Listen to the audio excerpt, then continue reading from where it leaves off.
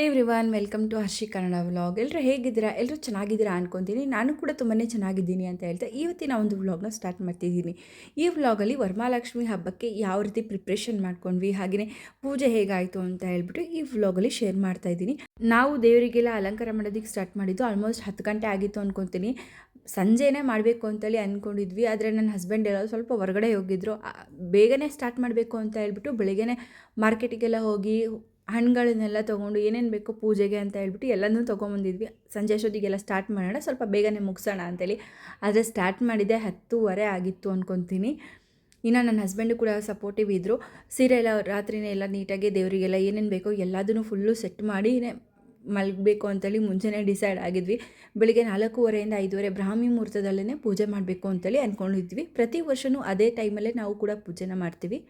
ಹಾಗೆಯೇ ಪ್ರತಿ ಸರಿಗಿಂತ ಈ ವರ್ಷ ಸ್ವಲ್ಪ ಡಿಫ್ರೆಂಟ್ ಆಗಿರಲಿ ಅಂತ ಹೇಳಿಬಿಟ್ಟು ಹಸುನ ತೊಗೊಂಬಂದು ಅದ್ರ ಮೇಲೆ ಲಕ್ಷ್ಮಿನ ಪ್ರತಿಷ್ಠಾಪನೆ ಮಾಡಿದ್ದೀವಿ. ಪ್ರತಿ ಸರಿ ಏನಂದರೆ ನಾರ್ಮಲಾಗಿ ಕೂರಿಸ್ತಿದ್ವಿ. ಈ ಸತಿ ಸ್ವಲ್ಪ ಏನಾದರೂ ಡಿಫ್ರೆಂಟಾಗಿರಲಿ ಅಂತ ಹೇಳಿಬಿಟ್ಟು ಹಸುನ ತೊಗೊಂಬಂದಿದ್ವಿ. ನಾವು ಪೂಜೆಗೆ ಎಲ್ಲ ರೆಡಿ ಮಾಡಿ ಮಲಗೋಷ್ಟರಲ್ಲಿ ಆಲ್ಮೋಸ್ಟ್ 2 ಗಂಟೆ ಆಗಿತ್ತು. ಮತ್ತೆ 3 ಗಂಟೆಗೆ ಸ್ನಾನ ಎಲ್ಲ ಮಾಡಿಕೊಂಡು ಮತ್ತೆ ಕೆಳಗಡೆ ಬಂದು ದೇವರಿಗೆ ಕಂಕಣ ಅಂದರೆ ಎಲ್ರಿಗೂ ಕಂಕಣ ಕಟ್ಟೋಕ್ಕೆ ಅಂತ ಹೇಳಿಬಿಟ್ಟು ರೆಡಿ ಮಾಡ್ಕೊತಾ ಇದ್ವಿ. ಇನ್ನು ದೀಪಕ್ಕೂ ಕೂಡ ಏನೂ ಅರೇಂಜ್ಮೆಂಟ್ ಅಂದರೆ ಬತ್ತಿ ಎಲ್ಲ ಹಾಕ್ಬಿಟ್ಟು ಕಂಕಣ ಎಲ್ಲ ಏನೂ ಕಟ್ಟಿರಲಿಲ್ಲ. ಹಾಗಾಗಿ ಸ್ನಾನ ಎಲ್ಲ ಮಾಡ್ಕೊಂಡು ಫಸ್ಟ್ ಬಂದು ಈ ಕೆಲಸನ ಮುಗಿಸ್ಕೊಂಡೆ. ಹಿಂದಿನ ದಿನ ಸ್ವಲ್ಪ ಬೇಗನೆ ಅಂದರೆ ಗುರುವಾರ ಸ್ವಲ್ಪ ಬೇಗನೆ ಸ್ಟಾರ್ಟ್ ಮಾಡಬೇಕು ಅಂತೇಳಿ ಅಂದ್ಕೊಂಡಿದ್ದೆ. ನನ್ನ ಹಸ್ಬೆಂಡ್ ಎಲ್ಲ ಹೊರಗಡೆ ಹೋಗಿರೋ ರೀಸನಿಂದ ಸ್ಟಾರ್ಟ್ ಮಾಡೋದಕ್ಕಾಗಲಿಲ್ಲ. ಯಾಕಂದರೆ ಅವ್ರು ಹಾಗೆ ಹೂವು ಎಲ್ಲ ತೊಗೊಬರ್ಬೇಕಾಗಿತ್ತು. ಮುಂಚೆನೇ ಹೂವಿಗೆಲ್ಲ ಆರ್ಡರ್ನ ಕೊಟ್ಟಿದ್ವಿ. ಅದೆಲ್ಲ ಸಿಗೋದೆಲ್ಲ ಸ್ವಲ್ಪ ಲೇಟ್ ಆಯಿತು. ಹಾಗಾಗಿ ಅವರು ಕೂಡ ಮನೆಗೆ ಬಂದಿದ್ದು ಲೇಟ್ ಆಯಿತು. ಅವ್ರಿಗೂ ಸ್ವಲ್ಪ ಪರ್ಸ್ನಲ್ ಕೆಲಸ ಕೂಡ ಇತ್ತು. ಇನ್ನು ದೇವರಿಗೆ ಈ ಥರ ಮಾಲೆ ಥರ ಹಾಕಬೇಕು ಅಂತ ಹೇಳ್ಬಿಟ್ಟೇ ಈ ಹಾರನ ಮಾಡಿಸ್ಕೊಂಬಂದಿದ್ದು. ತುಂಬ ಚೆನ್ನಾಗಿ ಕಾಣಿಸ್ತಾ ಇತ್ತು. ಹಾಗೆಯೇ ನಾನು ನಿಮಗೆ ಸೀರೆನ ಮುಂಚೆನೇ ಒಂದು ವ್ಲಾಗಲ್ಲಿ ಶೇರ್ ಮಾಡಿದೆ. ಹೇಗೆ ಕಾಣಿಸ್ತಿದೆ ಇವಾಗ ದೇವರಿಗೆ ಉಡ್ಸಿದ ಮೇಲೆ ಅಂತ ಹೇಳಿ ತಿಳಿಸಿ. ತುಂಬ ಚೆನ್ನಾಗಿ ತುಂಬ ಮುದ್ದಾಗಿ ಕಾಣಿಸ್ತಾ ಇತ್ತು. ನಮ್ಮದೇ ದೃಷ್ಟಿ ಆಗುತ್ತೇನೋ ಅನಿಸುತ್ತೆ, ಅಷ್ಟು ಚೆನ್ನಾಗಿ ನಮ್ಮನೆ ಲಕ್ಷ್ಮಿ ಕಾಣಿಸ್ತಾ ಇತ್ತು. ಹಾಗೆಯೇ ಹಸು ಇಟ್ಟಿದ್ವಲ್ಲ, ಅದು ಸ್ಟಾರ್ಟಿಂಗಲ್ಲಿ ಸ್ವಲ್ಪ ಅದು ಭತ್ತದ ಹುಲ್ಲು ಅಡ್ಡ ಆಗಿ ಹಸು ಮುಖ ಕಾಣಿಸ್ತಾ ಇರಲಿಲ್ಲ. ಲಾಸ್ಟಲ್ಲಿ ಫೋಟೋನ ಶೇರ್ ಮಾಡ್ತೀನಿ, ಹೇಗೆ ಕಾಣಿಸ್ತಿದೆ ಅಂತ ತಿಳಿಸಿ. ಇನ್ನು ಮತ್ತು ನಾನು ಕೂಡ ಸ್ಯಾರಿನ ಉಟ್ಕೊಂಡು ಬಂದು ದೀಪನ ಹಚ್ತಾ ಇದ್ದೀನಿ. ಹಾಗೆಯೇ ನೈವೇದ್ಯಕ್ಕೆ ಅಂತ ಹೇಳ್ಬಿಟ್ಟು ಸಕ್ಕರೆ ಪೊಂಗಲು, ಬೆಲ್ಲದ ಪೊಂಗಲು, ಪುಳಿಯೋಗರೆ ಮತ್ತು ಮೊಸರನ್ನ ಮಾಡಿದ್ವಿ. ಇನ್ನು ಪೂಜೆ ಸ್ಟಾರ್ಟ್ ಮಾಡೋ ಅಷ್ಟರಲ್ಲಿ ಆಲ್ಮೋಸ್ಟ್ ಟೈಮ್ ಹೋಗೋದೇ ಗೊತ್ತಾಗ್ತಾ ಇರಲಿಲ್ಲ. ಇನ್ನೇನು 5 ಗಂಟೆ ಆಗಿತ್ತು. 5:30 ಒಳಗಡೆ ಪೂಜೆ ಮಾಡಬೇಕು ಅಂತೇಳಿ ಅಂದ್ಕೊಂಡಿದ್ವಿ. ಹೇಗೋ ಪುಣ್ಯಕ್ಕೆ 5:30 ಒಳಗಡೆ ಎಲ್ಲ ಪೂಜೆನ ಮಾಡಿ ಮುಗಿಸ್ಕೊಂಡ್ವಿ. ತುಂಬ ಚೆನ್ನಾಗಾಯಿತು ಪೂಜೆ ಕೂಡ. ಹಾಗೆಯೇ ಹಿಂದೆ ಗರಿ ಥರ ಇತ್ತು, ಅವರ ಚಪ್ರ ಥರ ಎಣಿಸಿದ್ವಿ. ಆದರೆ ಅವ್ರು ಸ್ವಲ್ಪ ಹೈಟ್ ಮಾಡೋದನ್ನು ಕಡಿಮೆ ಮಾಡಿದ್ದಾರೆ. ಅದು ಸ್ವಲ್ಪ ಸಣ್ಣ ಕಾಣಿಸ್ತಾ ಇತ್ತು. ಅದು ಬಿಟ್ಟರೆ ಓವರಾಲ್ ಲುಕ್ಕು ತುಂಬಾ ಚೆನ್ನಾಗಿ ಕಾಣಿಸ್ತಾ ಇತ್ತು. ಇನ್ನು ನಾನು ಹೇಳೋದಕ್ಕಿಂತ ನೀವು ಹೇಳಿದ್ರೆ ತುಂಬಾ ಖುಷಿ ಅನಿಸುತ್ತೆ ನನಗೆ. ಯಾಕಂದರೆ ಒಬ್ಬೊಬ್ಬರು ಮನೇಲಿ ಒಂದೊಂದು ಥರ ಮಾಡ್ತಿರ್ತಾರೆ. ಅಂದರೆ ನಮಗೆ ಇದು ಮಾಡಿರೋದ್ರಿಂದ ನಮಗೆ ತುಂಬಾ ಸ್ಯಾಟಿಸ್ಫ್ಯಾಕ್ಷನ್ ಇದೆ.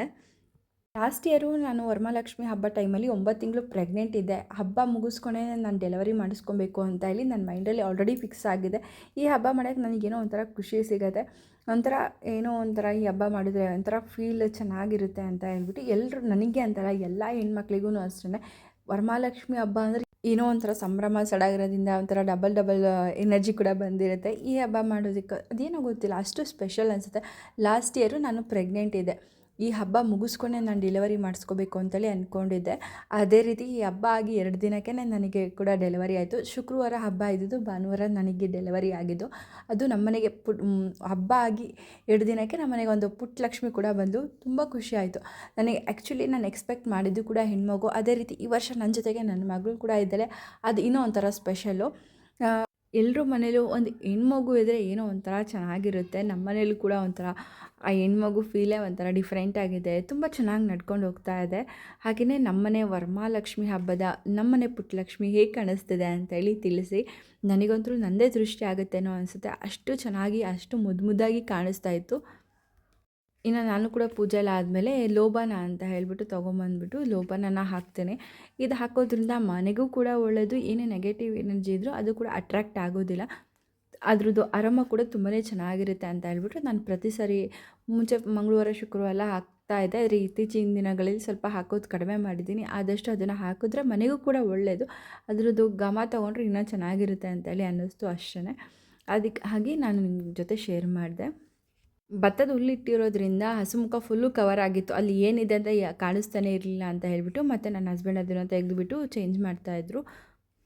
ನಾವು ಅಂದ್ಕೊಂಡಿರೋ ಹಾಗೆ ಬೆಳಗಿನ ಜಾವ 4:30 5:30 ಒಳಗಡೆ ಬ್ರಾಹ್ಮಿ ಮುಹೂರ್ತದಲ್ಲೇ ಪೂಜೆನ ಮಾಡಿ ಮುಗಿಸ್ಕೊಂಡ್ವಿ. ಇನ್ನು ನಮ್ಮದೆಲ್ಲ ಪೂಜೆ ಆದಮೇಲೆ ಅಮ್ಮ ಕೂಡ ದೇವ್ರ ಮನೇಲಿ ಅವರು ದೀಪನ ಹಚ್ಚಿದ್ರು. ಅದಾದಮೇಲೆ ಇಲ್ಲಿ ಕೂಡ ಪೂಜೆಯನ್ನು ಮಾಡ್ತಾಯಿದ್ದಾರೆ. ಇನ್ನು ದೇವ್ರ ಮನೇಲಿ ಪೂಜೆ ಮಾಡಿರೋಂಥ ಕ್ಲಿಪ್ಪಿಂಗ್ಸ್ನ ತೊಗೊಳೋದಕ್ಕಾಗಲಿಲ್ಲ, ಯಾಕಂದರೆ ನನ್ನ ಫೋಕಸ್ಸು ಜಾಸ್ತಿ ಇದ್ದಿದೆ ಲಕ್ಷ್ಮಿ ಕಡೆನೇ. ಹಾಗಾಗಿ ಆಲ್ಮೋಸ್ಟ್ ಈ ಒಂದು ಕ್ಲಿಪ್ಪಿಂಗ್ಸನ್ನೇ ಜಾಸ್ತಿ ಆಗಿಬಿಟ್ಟಿತ್ತು.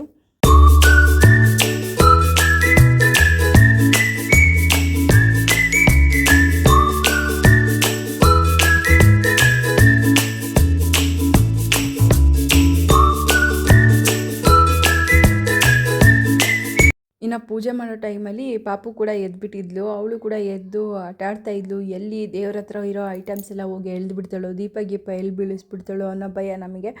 ಇವತ್ತು ಒಂದು ದಿವಸ ಅವಳನ್ನ ಫುಲ್ಲು ಮೇಂಟೈನ್ ಮಾಡೋದೇ ನಮಗೆ ಸ್ವಲ್ಪ ಕಷ್ಟ ಅನಿಸುತ್ತೆ. ಯಾಕಂದರೆ ಅವಳು ಇವಾಗ ಇತ್ತೀಚೆಗೆ ಸುಮ್ಮನೆ ಕೂರೋದಿಲ್ವಲ್ಲ, ಅದು ಇದು ಎಳಿಯೋದು ಅದರೆಲ್ಲ ಕಿತಾಪತಿ ಮಾಡ್ತಿರ್ತಾಳೆ. ಅದೇ ರೀತಿ ಇಲ್ಲಿ ದೇವ್ರ ಮುಂದೆ ಹತ್ರ ಹೋಗ್ಬಿಟ್ಟು ಮೊಸರನ್ನ ಅಂದರೆ ನೈವೇದ್ಯಕ್ಕೆ ಇಟ್ಟಿದ್ವಲ್ಲ ಅದನ್ನೆಲ್ಲ ತೆಗಿಯೋದಕ್ಕೆಲ್ಲ ಟ್ರೈ ಮಾಡ್ತಾಯಿದ್ಲು. ಹಾಗೂ ಅಮ್ಮ ಎಲ್ಲ ಕರ್ಕೊಂಡು ಕೂರಿಸಿದ್ರು, ಮತ್ತೆ ಅಲ್ಲಿಗೆ ಹೋಗಿ ಕೂತ್ಕೋತಿದ್ಲು. ಅವಳು ಕೈ ಹಾಕ್ತಿದ್ದಿದೆ ಮೊಸರನ್ನಕ್ಕೆ, ಅದಕ್ಕೆ ಮತ್ತೆ ಅವಳು ಎಷ್ಟೇ ಕರ್ಕೊಂಬಂದ್ರು ಮತ್ತೆ ಕೈ ಹಾಕ್ತಾಳೆ ಅಂತ ಹೇಳ್ಬಿಟ್ಟು ಅಮ್ಮನೂ ಕೂಡ ಹೋಗಿ ಅದನ್ನು ತಗೊಂಡು ಅವಳಿಗೆ ತಿನ್ಸೋಕ್ಕೆ ಹೋದರೆ ಮತ್ತೆ ತಿನ್ನೋದೇ ಬಿಟ್ಬಿಟ್ಲು. ಇತ್ತೀಚೆಗೆ ಅವಳು ಊಟ ಮಾಡೋದೇ ಕಮ್ಮಿ ಮಾಡಿಬಿಟ್ಟಿದ್ದಾಳೆ. ಹಾಗೆಯೇ ಇದಾಗಿತ್ತು ನಮ್ಮನೆಯ ವರಮಹಾಲಕ್ಷ್ಮಿ ಹಬ್ಬದ ಪ್ರಿಪ್ರೇಷನು. ಹಾಗೆ ಬೆಳಗಿನ ಜಾವ ಬ್ರಾಹ್ಮಿ ಮುಹೂರ್ತದ ಪೂಜೆ ಹೇಗಿತ್ತು ಅಂತೇಳಿ ನಿಮ್ಮ ಜೊತೆ ಕೂಡ ಶೇರ್ ಮಾಡಿದ್ದೀನಿ. ನಿಮ್ಗೇನಾದರೂ ಈ ವಿಡಿಯೋ ಇಷ್ಟ ಆಯಿತು ಅಂದರೆ ಪ್ಲೀಸ್ ಲೈಕ್ ಮಾಡಿ, ಶೇರ್ ಮಾಡಿ, ಕಮೆಂಟ್ ಮಾಡಿ. ಹಾಗೆ ಇನ್ನು ಯಾರೆಲ್ಲ ಸಬ್ಸ್ಕ್ರೈಬ್ ಆಗಿಲ್ಲ ಅಂದರೆ ಪ್ಲೀಸ್ ಈಗಲೇ ಹೋಗಿ ಸಬ್ಸ್ಕ್ರೈಬ್ ಆಗಿ ಅಂತ ಹೇಳ್ತಾ ಈ ವ್ಲಾಗ್ನ ಇಲ್ಲಿಗೆ ಎಂಡ್ ಮಾಡ್ತಾಯಿದ್ದೀನಿ. ಮತ್ತು ಮುಂದಿನ ವ್ಲಾಗಲ್ಲಿ ವರಮಹಾಲಕ್ಷ್ಮಿ ಹಬ್ಬದ ದಿನ ಸಂಜೆ ಹೇಗಿತ್ತು ನಮ್ಮ ದಿನಚರಿ ಅಂತ ಹೇಳ್ಬಿಟ್ಟು ಆದಷ್ಟು ಬೇಗ ನಿಮ್ಮ ಜೊತೆ ಕೂಡ ಶೇರ್ ಮಾಡ್ತೀನಿ. Thank you. See in the next vlog.